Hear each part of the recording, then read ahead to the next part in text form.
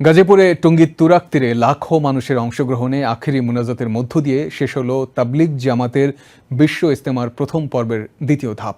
বুধবার দুপুরে এই আখেরি মুনাজাত পরিচালনা করেন মাওলানা জুবায়ের আহমেদ। ৫৮তম বিশ্ব ইজতেমার আখেরি মুনাজাতে বিশ্বের মুসলিম উম্মার ঐক্য, শান্তি, কল্যাণ কামনা করা হয়।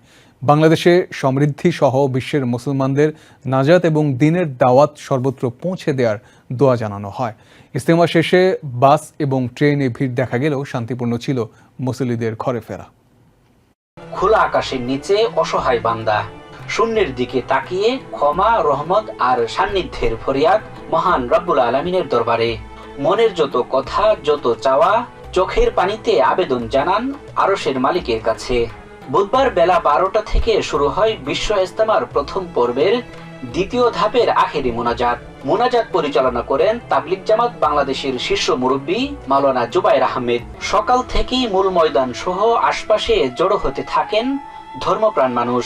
খোলা আকাশের নিচে মূল সড়ক সহ অলিতে গলিতে যে যেভাবে পেরেছেন অংশ নিয়েছেন আখেরি মোনাজাতে।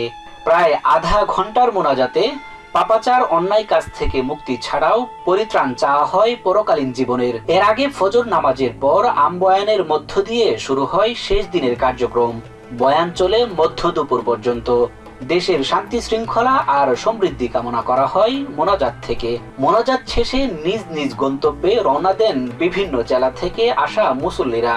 এ সময় পথে পথে ঢল নামে ঘরে ফেরা মানুষের। ৮ দিন বিরতি দিয়ে আগামী ১৪ থেকে ১৬ ফেব্রুয়ারি অনুষ্ঠিত হবে বিশ্ব ইজতেমার দ্বিতীয় পর্ব, যেখানে অংশ নেবেন সাতপন্থী মুসল্লিরা। Sajjad Hussain, TVN 24 news desk.